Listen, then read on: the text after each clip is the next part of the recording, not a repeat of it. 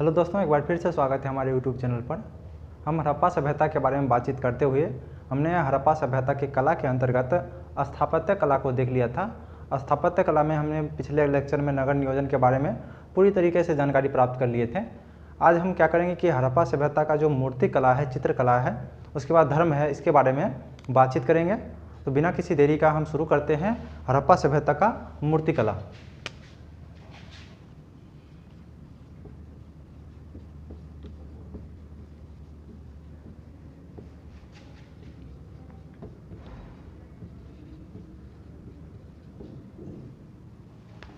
हड़प्पा सभ्यता का मूर्ति कला की बात करें, इससे पहले मूर्ति कला का जो साक्ष्य है वो उच्च पुरापाषाण काल में लोहंदा नाला नामक एक जगह है, वहाँ से मातृ देवी की मूर्ति मिली है।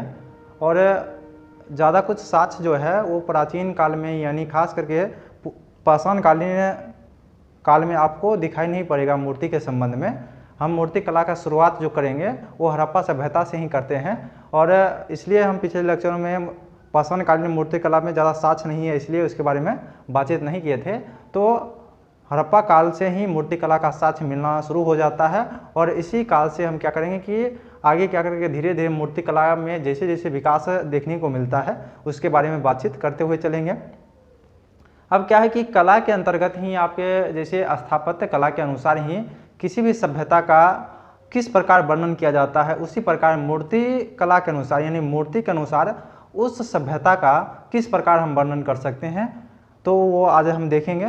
क्योंकि हड़प्पा सभ्यता में लिपि नहीं पढ़ी जा सकी है, इसलिए हम पूरी तरीके से पुरातात्विक साक्ष्य के ऊपर निर्भर हैं।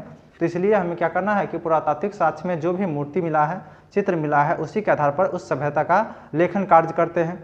तो मूर्ति के अनुसार ही जो मूर्ति प्राप्त हुआ है उसके आधार पर हम किस प्रकार सभ्यता को देखते हैं वो आज देखना है। तो मूर्ति कला में आप देखेंगे कि मूर्ति कला में क्या क्या देखना है हम लोग को। मूर्ति कला में आपको देखना है कि निर्माण की वस्तु क्या है, निर्माण सामग्री, आप सीधे लिख दीजिए। निर्माण सामग्री क्या है, निर्माण सामग्री क्या है। उसके बाद विषय क्या है, वो धार्मिक है या धर्मेतर है। तकनीकी कौन सा इस्तेमाल किया गया है, ये मूर्ति कला की बात कर रहे हैं, तकनीकी कौन सा इस्तेमाल किया गया है, विशेषता क्या है। उसके बाद लास्ट में देख लेंगे उपयोगिता। तो मूल रूप से हम किसी भी काल के मूर्ति कला के बारे में अगर पढ़ते हैं तो निर्माण सामग्री उसका क्या रहा है, विषय क्या है, धार्मिक है या धर्मेतर है। धर्मेतर में भी धीरे धीरे अन्य काल में क्या होगा, धीरे धीरे उसका विभाजन होते जाएगा, लेकिन मुख्य रूप से विषय में धार्मिक या धर्मेतर चलता है, यानी वो धार्मिक है या धर्मेतर है, यानी धर्म से इतर है। उसके बाद तकनीकी कौन सा इस्तेमाल किया गया, कौन से तकनीकी से मूर्ति का निर्माण किया गया है। उसके बाद विशेषता क्या क्या है। उसके बाद वो किस लिए बनाया गया, उसका कोई उपयोगिता है या नहीं है, उसके बारे में भी बातचीत करेंगे। तो अगर हड़प्पा सभ्यता या किसी भी काल में निर्माण सामग्री जो होता है वो तीन प्रकार के हो सकता है। एक तो होगा मिट्टी, जिसको मृण मूर्ति कहा जाता है, मृण मूर्ति का हो गया। उसके बाद हो गया प्रस्तर हो गया, और तीसरा हो गया धातु। तो ये तीन प्रकार की मूर्ति हो सकता है, या तो मृण मूर्ति का यानी मिट्टी की मूर्ति का होगा जिसको टेराकोटा कहा जाता है, या प्रस्तर यानी पाषाण यानी पत्थर का मूर्ति होगा, या धातु की मूर्ति होगा। तो ये तीनों चीज में आप देखेंगे कि ये जो पत्थर की मूर्ति है और धातु की मूर्ति है वो समाज में ऊंचे वर्ग के लोगों का प्रतिनिधित्व करते हुए दिखाई पड़ता है, क्योंकि प्रस्तर और धातु दोनों महंगा ही होगा और इसका निर्माण कार्य भी थोड़ा महंगाई को देखता है, ज़्यादा लागत लगता है। इसलिए ये दोनों जहाँ भी ये पाया जाएगा वो ऐसा बताया जाएगा कि ये किसी न किसी रूप से समाज के उच्च वर्ग को प्रतिनिधित्व करती होगी। वही मृण मूर्तिका की बात किया जाए तो मृण मूर्तिका में ये समाज के सामान्य वर्ग के लोगों को दिखाता है। अगर आप मेला में जाते होंगे या कहीं भी जाते होंगे तो आपको दिखाई पड़ेगा कि जो मिट्टी की मूर्ति है वो साधारण व्यक्ति खरीदते होंगे।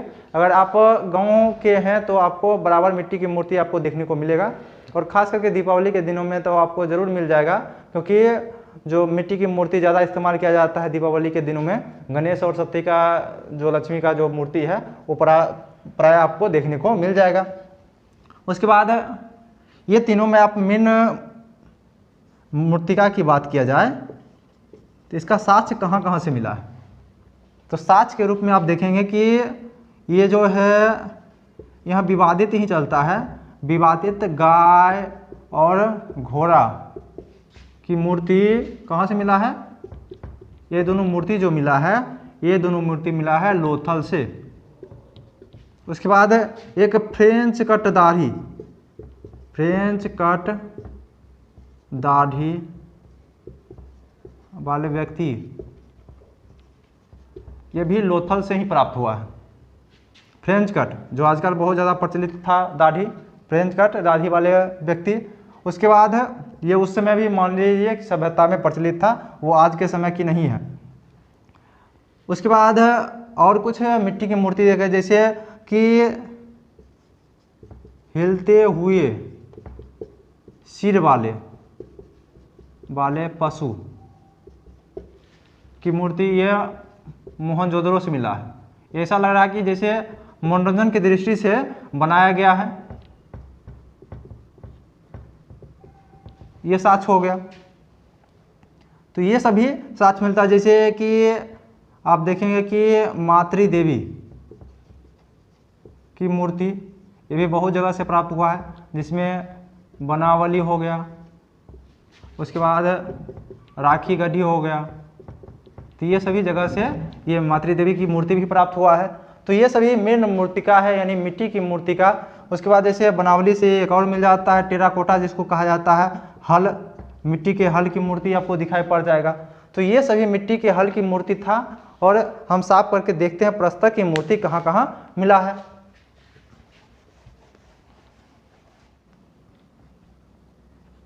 प्रस्तर की मूर्ति यानी पत्थर की मूर्ति के आप देखेंगे तो पत्थर की मूर्ति में सबसे ज़्यादा सेलखड़ी का उपकरण ज़्यादा बनाया गया। मनका हो या मूर्ति हो, सबसे ज़्यादा सेलखड़ी का बनाया गया।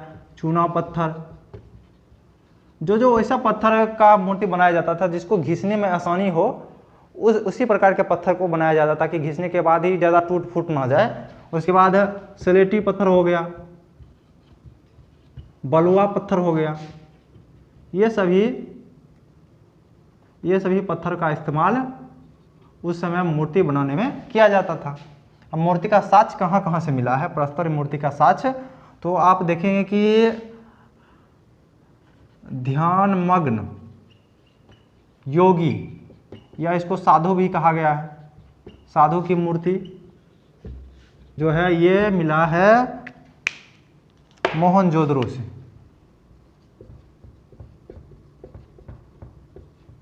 मोहनजोदड़ो से ये जो साधु की मूर्ति है, ये पूरी तरह से ध्यान मग्न है, यानी आंख थोड़ा सा खुला हुआ है, होठ मोटा है, मूछ नहीं है, सिर्फ दाढ़ी है।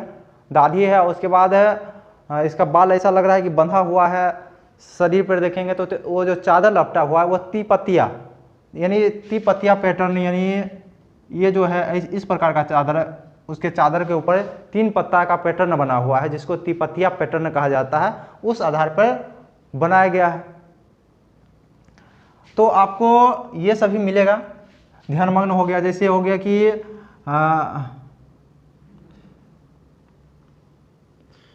मानव का या पुरुष आप लिख लीजिए,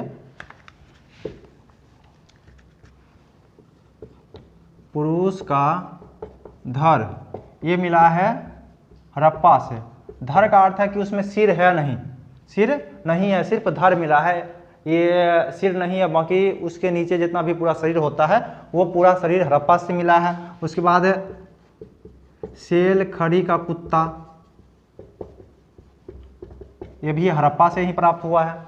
तो इस प्रकार की मूर्ति आप देख रहे हैं कि ये प्रस्तर की मूर्ति भी ज़्यादा मात्रा में नहीं मिलता है, क्योंकि ये जो पाषाण कालीन जितना उपकरण होना चाहिए उतना उपकरण है नहीं। क्योंकि ये जो आप देख रहे हैं कि हड़प्पा सभ्यता जो मैदानी क्षेत्र में बसा हुआ है, ये जो पर्वत और पठार से दूर होने के कारण यहाँ ज़्यादा कि इस सब की साक्ष्य, ज़्यादा पत्थर की साक्ष्य नहीं मिलता है। लेकिन जहाँ भी मिलता है वो सभी उच्च वर्ग को दर्शाता है। तो ये सभी ये क्या है, प्रस्तर की मूर्ति है। उसके बाद अगर आप आगे देखेंगे, प्रस्तर की मूर्ति के बाद जैसे धातु की मूर्ति की बात किया जाए, धातु में ये तो कांसा होगा या तांबा होगा ना। तो सबसे ज़्यादा प्रसिद्ध है उसमें कि नर्तकी की मूर्ति, नर्तकी की मूर्ति जो है ये मोहनजोदड़ो से प्राप्त हुआ है, मोहनजोदड़ो से। इस नर्तकी की मूर्ति में ऐसा देखा गया है कि ये जो मूर्ति है ये इसका दाहिना हाथ में पूरी तरह से कंगन है, नीचे से लेकर यहाँ तक पूरा बाएं का बाजू तक क्या है कि पूरा कंगन, यहाँ से लेकर यहाँ तक आपको कंगन दिखाई पड़ेगा और ये नीचे है। उसके बाद इसके कमर पर दूसरा हाथ जो है बायां हाथ है उसमें लगभग 4 से 5 कंगन होगा, बिल्कुल नृत्य के मुद्रा में है। तो ये नर्तकी की मूर्ति ऐसा माना जाता है, ये जो मोहनजोदड़ो से प्राप्त हुआ है और ये कांसा का है, कांसा की मूर्ति है। उसके बाद है रथनुमा गाड़ी, रथनुमा गाड़ी जो है ये दाइमाबाद से प्राप्त हुआ है। इसका रथनुमा गाड़ी को बैल खींच रहा है, उसमें एक व्यक्ति बैठा हुआ भी है। तो रथनुमा गाड़ी जो है वो दाइमाबाद से प्राप्त हुआ है। उसके बाद है कांसे की गाड़ी, ये का गाड़ी की बात हो रही है, ये चौहंदरो से प्राप्त हुआ है, ये का गाड़ी चौहंदरो से प्राप्त हुआ है। तो इस प्रकार की आप मानव आकृति भी देख सकते हैं, जैसे तांबे की मानवाकृति, ये लोथल से प्राप्त हुआ है। तो इस प्रकार की जो धातु की मूर्ति आपको दिखाई पड़ेगा, कांसे की मूर्ति हो गया, ये भी रथ भी कांसा का है। तो कांसा और तांबा का यहाँ उपकरण ज़्यादा मिल रहे हैं, ज़्यादा कांसा की जितना मोहनजोदड़ो की अपेक्षा, जैसे हड़प्पा सभ्यता की अपेक्षा मेसोपोटामिया में जितना कांसा का उपयोग किया गया था, समकालीन सभ्यता में जितना कांसा का उपयोग किया गया था उतना हड़प्पा सभ्यता में देखने को नहीं मिलता है। लेकिन तब पर भी ये एक कांस्ययुगीन सभ्यता थी, क्योंकि यहाँ टिन की उपलब्धता ज़्यादा नहीं थी। तो इसलिए ये तो हो गया, ये तीनों हो गया, जैसे मिट्टी हो गया, प्रस्तर हो गया, धातु, ये तीनों की मूर्ति हो गया। इसके बाद हमें क्या देखना है कि इसकी विशेषता, यानी सबसे पहले विशेषता से पहले ये विषय देख लेते हैं कि विषय इसका क्या क्या रहा है।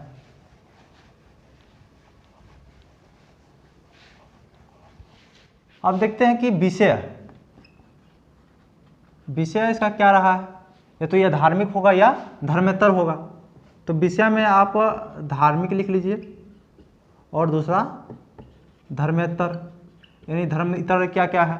तो धार्मिक रूप से मूर्ति का साक्ष्य जो है वो कहाँ कहाँ से मिला है। जैसे आप इससे पहले आप देख लीजिएगा कि धातु की मूर्ति में मोहनजोदड़ो से एक वृषभ की मूर्ति भी प्राप्त हुआ है, जो कांसे का मूर्ति है। तो वृषभ की मूर्ति, इसको धार्मिक रूप से देखा जाता है, मूर्ति है, ये मोहनजोदड़ो से प्राप्त हुआ है। इसे कहा जा सकता है ये धार्मिक मूर्ति है, क्योंकि वृषभ के साथ शिव की पूजा, यानी शिव के साथ प्राय बैल की पूजा देखने को मिलता है। तो इसके आधार पर इसको जोड़ा जा सकता है। जैसे साधु जो या योगी का जो मूर्ति मिला है, वो मेसोपोटामिया में जितना देवताएं होती थी वो सभी देवता बिल्कुल उसी रूप में बनाए जाते थे। तो इसको भी धर्म से जोड़ा जाता है।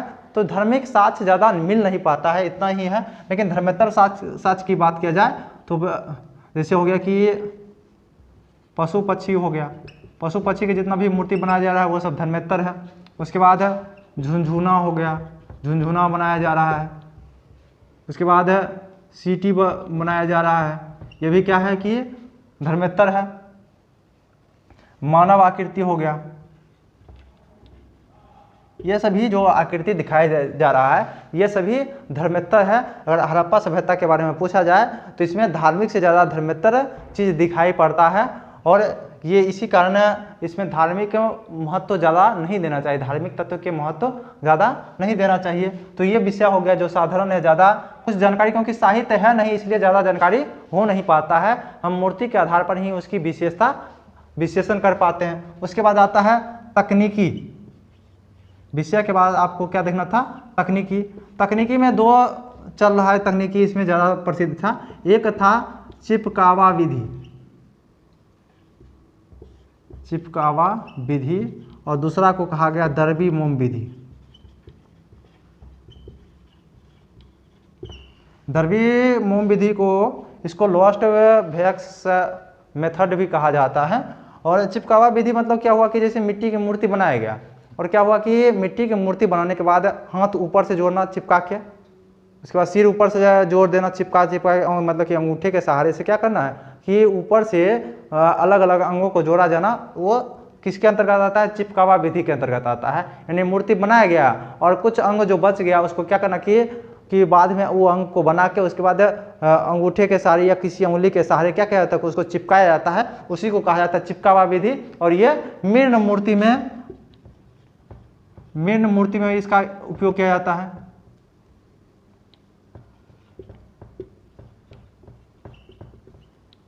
तो ये मृण मूर्ति में। उसके बाद दरबी मोम विधि क्या था, तो दरबी मोम विधि था कि सबसे पहले मोम की एक मूर्ति बनाया गया, और मोम की मूर्ति बनाने के बाद उसके ऊपर मिट्टी या गोबर का लेप चढ़ाया जाता था। लेप चढ़ाने के बाद उसको कुछ देर सूखने के लिए 1-2 दिन सूख जाता था। सूखने के बाद क्या किया जाता था कि मोम उसके अंदर गर्म सलिया या कुछ गर्म धातु प्रवेश करने के बाद मोम को गलाकर बाहर निकाला जाता था, और जिसके चलते वो मिट्टी या गोबर का वो खाका तैयार हो जाता था। और उसी खाका में क्या किया जाता था कि जो धातु है उसको क्या गलाकर उसमें डाल दिया जाता था, जिसके चलते उसको मनोवांछित जो आकार चाहिए वो आकार मिल जाता था। यानी जैसा मोम का आकार होता था वैसा ही आकार बना दिया जाता था। उसी को कहा जाता है दरबी मोम विधि।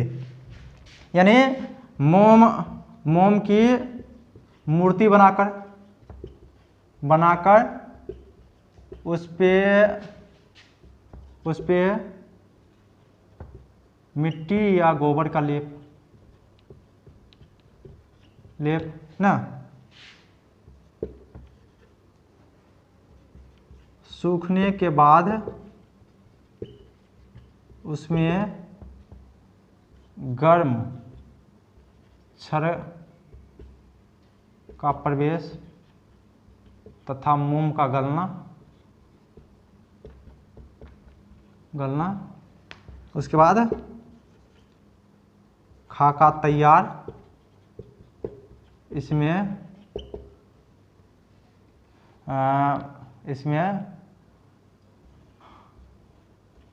धातु जो द्रव अवस्था में है डालकर मूर्ति तैयार करना, ये दरबी मोम विधि हो गया। तो तकनीकी भी हम देख लिए कि तकनीकी उस समय कौन से तकनीकी, आज भी ये जो दरबी मोम विधि है वो आज भी प्रयोग में लाया जाता है। और विरासत की बात किया जाए तो विरासत में भी दोनों विधि चलेगा। और विरासत का हड़प्पा सभ्यता का विरासत जो अभी तक समय में चलते आ रहा है, तो ये दोनों विधि का आप वर्णन कर सकते हैं। कोई भी चीज़ पूछा जाए तो इसमें ये दो विधि आराम से आ सकता है ना। ये चीज़ भी आ जाएगा। इस सब चीज़ के बारे में भी आप वर्णन करते हुए चलिएगा, क्योंकि धर्मेतर अभी भी बनाया जा रहा है, पशु पक्षी की मूर्ति अभी भी, झुनझुना की मूर्ति या विभिन्न प्रकार की मूर्ति अभी भी आपको दिखाई पड़ेगा, धार्मिक भी दिखाई पड़ेगा ना। तो इस प्रकार की जो ये विरासत में आप कह सकते हैं कि विरासत में चलती आ रही है, तो ये विषय और तकनीकी था। उसके बाद हम देखते हैं कि इसका विशेषता क्या क्या।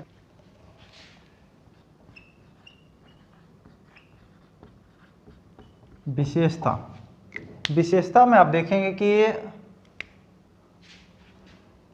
पुरुष की अपेक्षा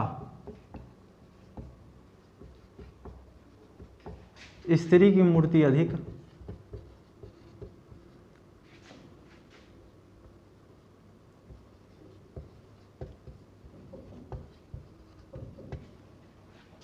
तथा अधिक सुंदर, यानी पुरुष की जो मूर्ति बनाई जाती थी वो स्त्री की अपेक्षा कम संख्या में भी कम थी और सुंदरता में भी कम की गई थी, यानी अलंकरण कम किया गया था पुरुष की मूर्ति में। उसके बाद दूसरी विशेषता क्या थी कि मानव के अपेक्षा, यानी स्त्री मूर्ति हो या पुरुष मूर्ति हो, इसकी अपेक्षा पशु पक्षी की मूर्ति अधिक, मूर्ति अधिक। उसके बाद और तीसरे विशेषता आपको लिखना है कि मनोरंजन तथा खिलौने को ध्यान में रखकर मूर्ति का निर्माण, यानी जितना भी मूर्ति का निर्माण हो रहा है या तो मनोरंजन के दृष्टि से बनाया गया था या खिलौने की दृष्टि से बनाया गया था। और अगर आप धार्मिक महत्व का भी आप लिख सकते हैं, अगर धार्मिक महत्व को दर्शाना है, महत्व का भी, तो ये इसकी विशेषता थी। और उपयोगिता की बात किया जाए कि उपयोगिता क्या क्या थी, तो उपयोगिता में भी वही आ जाएगा। उपयोगिता में क्या क्या आएगा, या तो वो खिलौना होगा, खिलौना या मनोरंजन सामग्री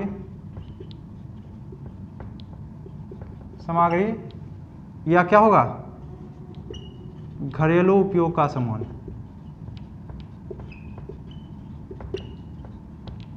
तो ये था हड़प्पा कालीन मूर्ति कला। यानी इतना ज़्यादा वर्णन करने की ज़रूरत नहीं है, इससे ज़्यादा विस्तार हो जाएगा। तो ये क्या था कि इसके आधार पर अगर हड़प्पा कालीन मूर्ति कला के बारे में पूछा जाए तो ये तो आप आसानी से उत्तर दे सकते हैं। और थोड़ा तोड़ मरोड़ कर, यानी हड़प्पा कालीन मूर्ति कला जो है वह आधुनिक समाज से किस प्रकार, यानी आधुनिक समाज हड़प्पा कालीन मूर्ति कला से किस प्रकार प्रेरित है, उसके आधार पर भी आप इस सब चीज़ के बारे में लिख सकते हैं कि उपयोगिता भी लिख सके। बिल्कुल इसी तरह वर्णन करना है और वर्तमान समाज में उसका कहाँ उपयोगिता हो रहा है उसके बारे में दर्शाना है। जैसे आज कल भी मूर्ति बनाया जाता है, खिलौना की दृष्टि से बनाया जाता है, मनोरंजन सामग्री की दृष्टि से बनाया जाता है, घरेलू उपयोग के लिए भी बनाया जाता है ना। तो विशेषता के बारे में भी बता सकते हैं कि अभी के समय में भी इस मूर्ति के ज़्यादा ध्यान दिया जाता है। उसके बाद मानव की अपेक्षा पशु पक्षी की मूर्ति ज़्यादा बच्चों को ज़्यादा पसंद आता है। उसके बाद मनोरंजन के खिलौने में ध्यान रखकर बनाया जाता है ये सभी। अभी भी स्त्री मूर्ति आपको देखा है गुड़िया से ज़्यादा, पुरुष मूर्ति से ज़्यादा तुलना में गुड़िया की बिक्री ज़्यादा होती है। वो भी एक ही प्रकार की स्त्री मूर्ति है। तो उसी प्रकार आप समाज में, वर्तमान समाज में इसको दर्शाते हुए इसके बारे में वर्णन कर सकते हैं। तो अब हम देखते हैं हड़प्पा कालीन चित्रकला।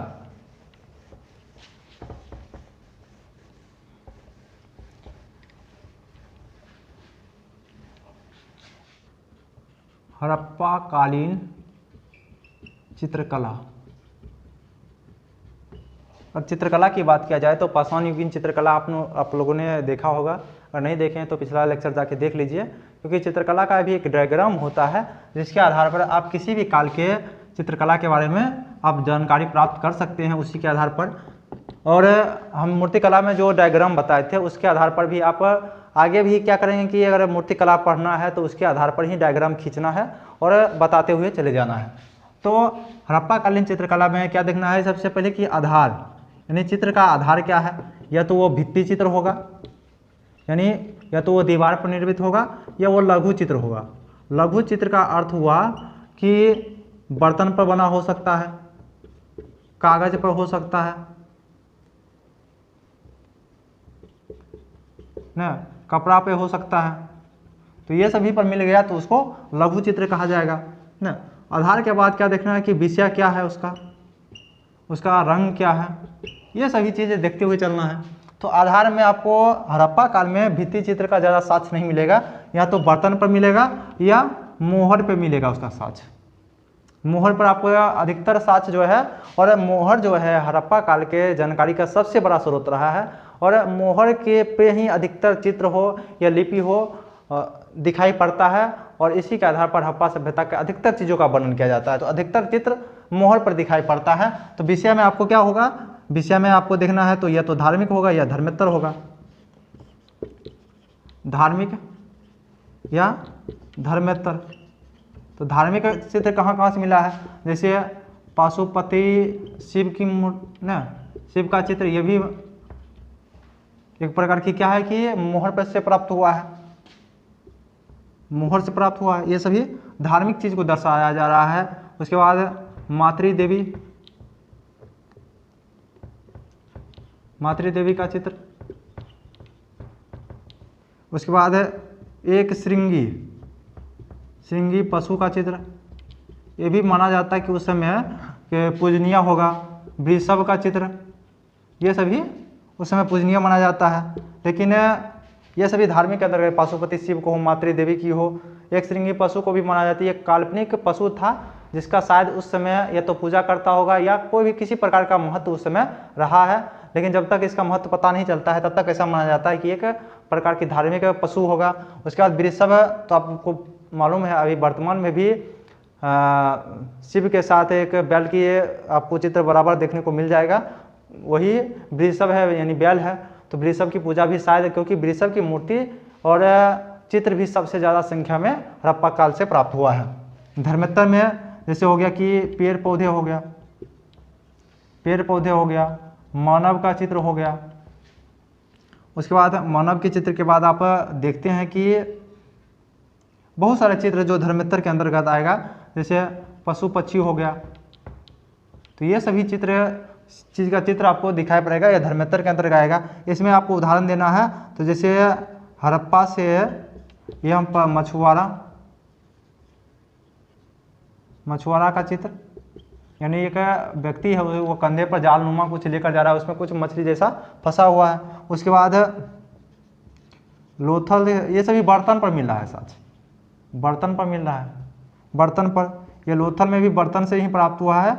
चालाक रोमी का चित्र,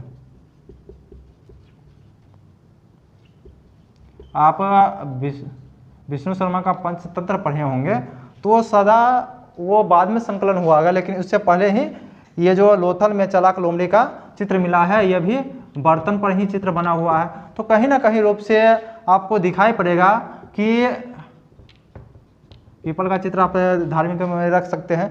तो ये जो है कि चालाक लोमड़ी का चित्र, जो इसमें एक लोमड़ी है जो नीचे बैठा हुआ है, कौवा उसके ऊपर एक डाल पर बैठा हुआ है।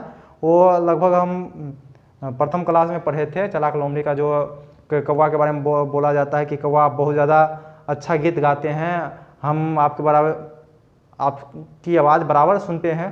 तो कौवा बड़ाई सुन के क्या करता है कि रोटी अपना, मतलब कि जैसे ही गाना शुरू करता है तो उसका रोटी गिर जाता है, और गिर जाता है तो लोमड़ी खा के निकल जाता है। तो वो पंचतंत्र की कहानी है, लेकिन उससे पहले लोथल में भी इसकी जानकारी दिखाई पड़ता है। तो ये किसी न किसी रूप से विरासत जो है वो अभी भी चलती आ रही है। तो इसके बारे में आप वर्णन कर सकते हैं। रंग के रूप में आप देख सकते हैं, तो रंग में यह तो काला और लाल रंग का प्रयोग प्राय देखने को मिलता है। तो यही था हड़प्पाकालीन चित्रकला। और विस्तार में जाना है तो मोहर पर जितना भी चित्र है उसके बारे में वर्णन करते हुए आप विस्तार में जा सकते हैं। मोहर पर इस जगह से ये चित्र प्राप्त हुआ, इस जगह से ये चित्र प्राप्त हुआ, लेकिन इससे ज़्यादा किसी प्रकार का धार्मिक लेना है विषय के बारे में बातचीत करेंगे। धार्मिक में भी आप पशुपति शिव की ये चित्र कहाँ से प्राप्त हुआ, क्या इसका महत्व है, इसके बारे में लिखते हुए आप आगे बढ़ सकते हैं। धर्म की आगे रखकर धर्म के बारे में बताते हुए आप आगे बढ़ सकते हैं। तो इससे ज़्यादा इसको विस्तार नहीं किया जा सकता है। विस्तार करने वाला तो मतलब कि इसके ऊपर तो पूरा ग्रंथ लिखाया जा सकता है, लेकिन जो परीक्षा के दृष्टिकोण से जितना उपयोगी हो सके उतना ही हमने दर्शाया है। तो ये था हड़प्पाकालीन चित्रकला। अब हम लोग देखते हैं हड़प्पाकालीन धर्म।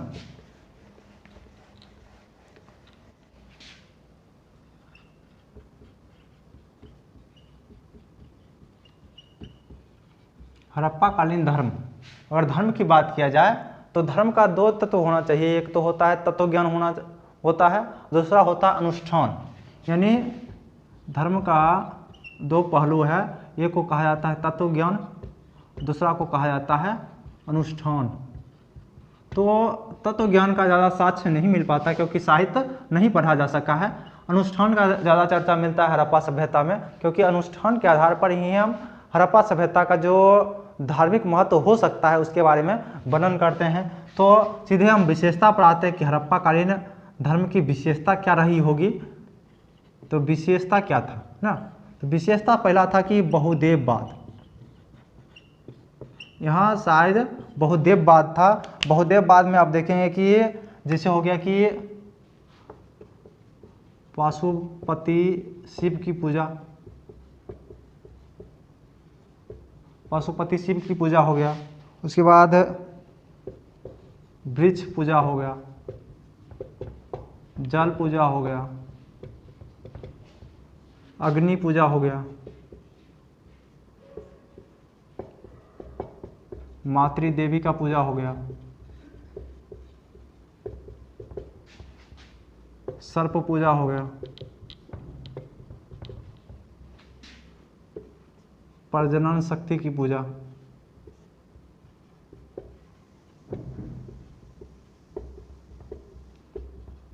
ये सभी पूजा दर्शाता है कि उस समय बहुदेववाद का प्रचलन था। पशुपति शिव की पूजा भी आपको दिखाई पड़ेगा, वृक्ष पूजा दिखाई पड़ जाएगा, अग्नि पूजा, माते दे सर्प पूजा हो गया, पशु पूजा हो गया। तो इस प्रकार की पूजा आपको उस समय के समाज में दिखाई पड़ता है। इससे पता चलता है कि उस समय बहुदेववाद था, यानी बहुत सारे देवताओं को एक साथ पूजा किया जाता है। उसके बाद दूसरा अगर तत्व देखना है, दूसरा तत्व जो है वो कि धर्म में स्त्री तत्व की प्रधानता, धर्म में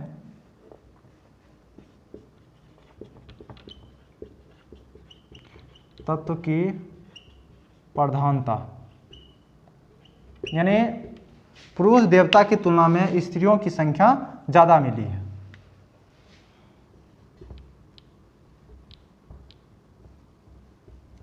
पुरुष देवता की तुलना में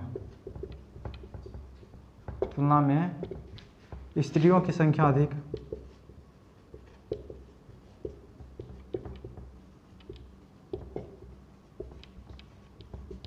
उसके बाद अगला अगर देखना होगा कि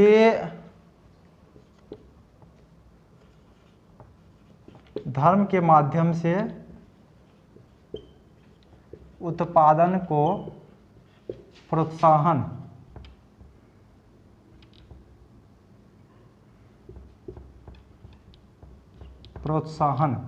यानी जैसे यज्ञ हो गया, यज्ञ पद्धति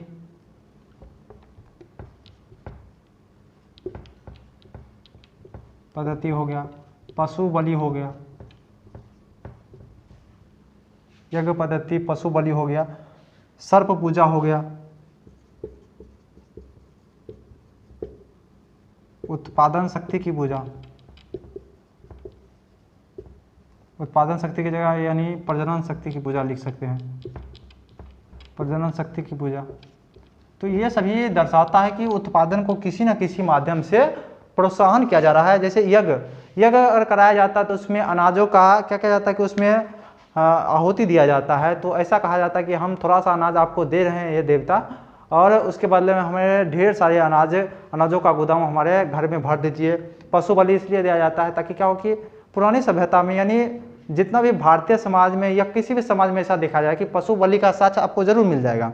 पशु बलि का साक्ष्य जैसे कालीबंगा से मिल रहा है, यज्ञ पद्धति आप देख रहे हैं कि कालीबंगा में भी लगभग 7 अग्नि वेदिकाएं मिला है, लोथल में भी मिला है।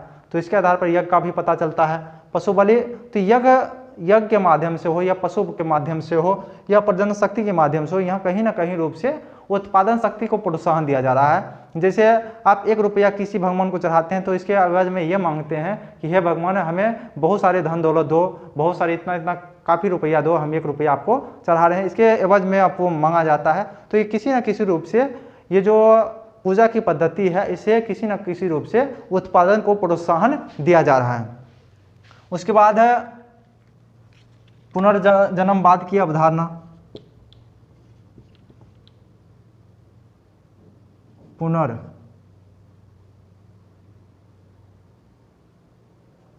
पुनर्जन्मवाद की अवधारणा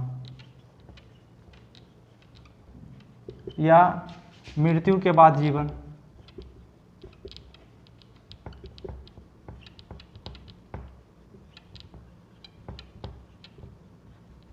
यानी जैसे कि जितना भी मृतक के साथ बहुत सारे सामग्रियों को दफनाया जाता था, इसके आधार पर मतलब कि जो उपयोगी सामग्री हो उसके साथ दफना दिया जाता था। वर्तमान समय भी आपको जलाने वक्त जो जलाता है या जो भी दफनाता है उसके साथ कुछ जो है कि या तो आज भी है कि पंडितों को कुछ दान दिया जाता है ताकि क्या हो कि वो हमारे जिस व्यक्ति की मृत्यु हुई है उसके पास पहुंच जाए। तो ये पुनर्जन्मवाद की अवधारणा को दर्शाता है कि ये भी क्या हो कि जो उपयोगी सामान है वो उसके पास चला जाए ताकि पुनर्जन्म होने के बाद ये उपयोगी सामान उसको मिल सके। तो इसी को कहा जाता है पुनर्जन्मवाद या मृत्यु के बाद के जीवन की अवधारणा उस समय भी विकसित थी। उसके बाद बच्चे के गले में ताबीज मिला है, में ताबीज, तंत्रवाद, यानी तंत्र मंत्र का भी चक्कर होता होगा, तंत्रवाद या अंधविश्वास, अंधविश्वास की ओर इशारा।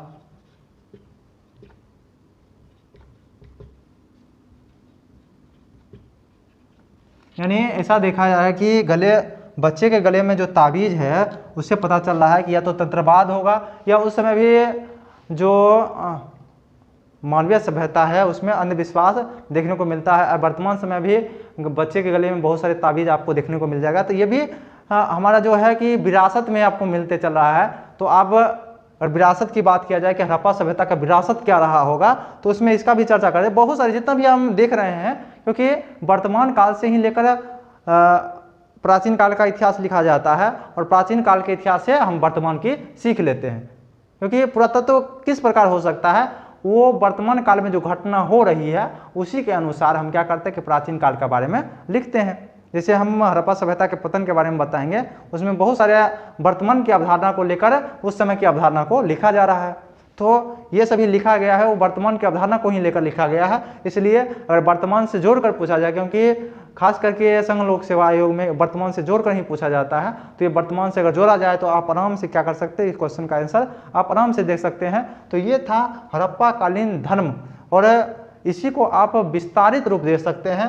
कुछ भी हो, बहुदेववाद का हो या धर्म में स्त्री के तत्व की प्रधानता होगी, अगर इसमें बढ़ाना होगा था तो जैसे कि गुप्त काल में, पूरा पढ़ना है आगे भी पढ़ना है, गुप्त काल में जैसे स्त्री देवियों का जो है कि पुरुष देवताओं के साथ उसका पूजा किया जाता, सहयोगी के रूप में पूजा किया जाता था। लेकिन यहाँ देखा जा रहा है कि स्त्रियों देवियों की संख्या अधिक है, शायद स्त्री के सहयोग के रूप में पुरुष देवता की पूजा की जाती होगी। धर्म के माध्यम से उत्पादन का प्रोत्साहन तो आपको बता ही दिए ना। मृत्यु के बाद पुनर्जन्म की अवधारणा हो गया, उसके बाद बच्चे के गले में ताबीज, तंत्रवाद हो गया, यह अंधविश्वास की ओर इशारा करता है। तो ये था हड़प्पा कालीन धर्म था। आगे हम क्या करते हैं कि हड़प्पा कालीन तकनीकी के बारे में देखते हैं।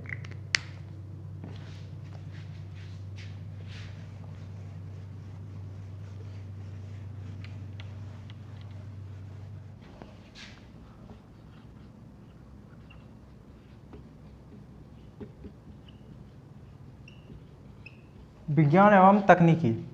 तो विज्ञान एवं तकनीकी आप तो पहले ही पढ़ लिए होंगे, जैसे शिल्प के बारे में हो या नगर नियोजन के बारे में हो, तो उसका जितना भी उदाहरण है उसको आप विज्ञान तकनीकी के अंतर्गत रख सकते हैं। जैसे हो गया कि नगर नियोजन, नगर नियोजन भी विज्ञान के अंतर्गत आ सकता है कि ये अच्छा एक तकनीकी था, ज्यामितीय विकास था। जैसे ईंट का निर्माण हो गया, ईंट का निर्माण, ये सभी ज्यामितीय ज्ञान को दर्शाता है, ज्यामितीय ज्ञान हो गया। उसके बाद है मापन कला का विकास हो गया, माप तौल का विकास ना। तो यह सभी मापन दिखाई पड़ रहा है। जैसे मापन में आपको उदाहरण अगर देखना होगा तो मोहनजोदड़ो हो गया, मोहनजोदड़ो से सीप का स्केल मिला है। अगर लोथल की बात किया जाए, लोथल में हाथी दांत, और हड़प्पा में तांबा का स्केल मिला है। तो ये सभी ये स्केल मिल रहा है मापन के अंतर्गत, ये सभी मापन के अंतर्गत आपको दिखाई पड़ जाएगा। तो जैसे कि गणना में ना, गणना में दोनों पद्धति था, जैसे दशमलव पद्धति का भी ज्ञान था उस समय, और द्विभाजन पद्धति, ये दोनों पद्धति यानी ऊंचे स्तर के अंक के लिए दशमलव प्रणाली का प्रयोग करते थे और द्विभाजन प्रणाली नीचे वाले अंक के लिए करते थे। उसके बाद उसमें फीट और क्यूबिक का भी प्रयोग करना सीख लिया था। ये भी विज्ञान और तकनीकी है। नक्षत्र का भी ज्ञान शायद था, ज्ञान। जैसे हड़प्पा से एक चित्र मिला है मोहर पर, और उसमें मछली के पीछे 7 लकीरें हैं, 7 लकीरें। तो ये मछली के पीछे जो 7 लकीरें हैं उसके आधार पर ऐसा कहा जाता है कि इसको नक्षत्र का भी ज्ञान था ना। उसके बाद वैज्ञानिक दृष्टिकोण अगर आपको देखना है, वैज्ञानिक दृष्टिकोण अगर देखना है तो उसमें हो गया नगर नियोजन, हो गया नगर नियोजन, जल संरक्षण। इससे पहले चर्चा भी हम कर चुके हैं कि वैज्ञानिक दृष्टिकोण क्या रहा है ना, जल प्रबंधन, यानी जो साफ सफाई के लिए मेन हॉल का निर्माण किया गया था ना। तो ये सभी वैज्ञानिक अथी है। उसके बाद धातु निर्माण विधि, जो शिल्प की विधि है, धातु निर्माण यानी टीन प्लस तांबा मिलाकर कांसा बनाना उन्होंने लोगों ने सीख लिया था। तो ये सभी तकनीकी के अंतर्गत आता है। आप बहुत सारे जितना भी उपकरण, जैसे हो गया कि आप इसके अंतर्गत दरबी मोम विधि का भी चर्चा कर सकते हैं। दरबी मोम विधि ना, ये भी विज्ञान एवं तकनीकी को दर्शाता है। ईंट का निर्माण भी आप देख रहे हैं कि 4:2:1 में हो रहा है। तो ये भी क्या कर रहा है, विज्ञान एवं तकनीकी को दर्शा रहा है। बहुत सारे आप प्रस्तर का बेहतर उपकरण आप देख रहे हैं। तो इस समय पत्थरों को काटने के लिए विभिन्न कांसे के उपकरण बन गए थे, तो आसानी से काट काट के बेहतर उपकरण बनाए जा रहे हैं। उसके बाद मनका निर्माण का भी कारखाना आप देख सकते हैं। मनका का निर्माण, मनका का निर्माण क्या है, जैसे सेलखड़ी पत्थर हो गया, कोई पत्थर को क्या पहले छड़नुमा काटा जाता है, उसके बाद घीस के उसको गोल किया जाता था, और गोल को काट काट के पूरा का छोटा छोटा काटा जाता था, उसमें फिर बर्मी से छेद किया जाता था। तो एक मोती नुमा, जो गला में आजकल पहना जाता है, उसी मोती नुमा बन जाता था। उसी को कहा जाता है मनका, जो उसको वर्तमान में जो नेकलेस बनता है उसी प्रकार उसको बनाया जाता है। तो मनका निर्माण भी एक प्रकार का अच्छा विधि है, जो चौहंद्रों से प्राप्त हुआ, लोथल से प्राप्त हुआ है। उसका जो कारखाना है, कारखाना के आधार पर मनका निर्माण के बारे में बताया जाता है कि वहाँ, क्योंकि जहाँ कारखाना होता है वहीं अवशिष्ट पदार्थ ज़्यादा जमा होते हैं, तो अवशिष्ट पदार्थ के आधार पर कारखाना का पता लगाया गया है। तो ये सभी विज्ञान एवं तकनीकी है, और इसके आधार पर कह सकते हैं कि विज्ञान तकनीकी जहाँ जहाँ थोड़ा भी आपको दिखाई पड़ जाए कि कुछ बना रहा है, कुछ जैसे ही लगेगा कि कुछ बना रहा है, जैसे कपड़ा निर्माण की तरीका भी आप कह सकते हैं, जैसे तिपतिया चादर का पैटर्न आपको दिखाई पड़ रहा है, योगी के साधु के जो शरीर पर तिपतिया पैटर्न है, तो उसके आधार पर कह सकते हैं कि एक अच्छा चादर भी वो जरूर बनाता होगा, जिसके कारण वैसा पैटर्न देखने को मिल रहा है। तो जहाँ कहीं भी आपको कुछ बनते हुए दिखाई पड़ रहा है, तो उसके आधार पर कह सकते हैं कि वह विज्ञान एवं तकनीकी है, क्योंकि विज्ञान बिना तकनीकी से वो विकास कर ही नहीं सकता है। जैसे आप कह सकते हैं कि तकली का प्रयोग वस्त्र निर्माण में किया जाता था। तो ये सभी विज्ञान एवं तकनीकी है, और इसको आप जितना विस्तार करना चाहेंगे उतना विस्तार हो सकता है, क्योंकि जितना भी दिखाई पड़ रहा है, आप नगर नियोजन में भी आपको अलग पढ़ाया गया है, ईंट का निर्माण भी आपको अलंकरण में पढ़ाया गया। जो भी शिल्प है, तो शिल्प के बारे में अगर लिख दे रहे हैं, तो शिल्प के बारे में जितना भी हम आपको दर्शाए हैं, बर्तन निर्माण का हो या धातु निर्माण का हो, कोई भी चीज़ हो, शिल्प के अंतर्गत जितना भी पढ़ा है वो भी विज्ञान के तकनीकी के अंदर आ जाएगा। उसके बाद दरबी मोम विधि हो, चिपकावा विधि हो गया, जो भी तकनीकी है वो भी क्या हो जाएगा, इसके अंतर्गत आ जाएगा ना। नक्षत्र का ज्ञान हो गया, जो माप तौल में पढ़ाए वो भी इसके अंतर्गत आ गया।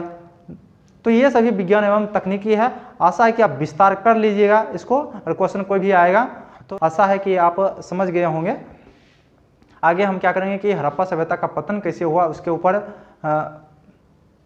बनाएंगे। जो भी लेक्चर होगा, अगला लेक्चर हड़प्पा सभ्यता के पतन के ऊपर होगा। तब तक के लिए धन्यवाद।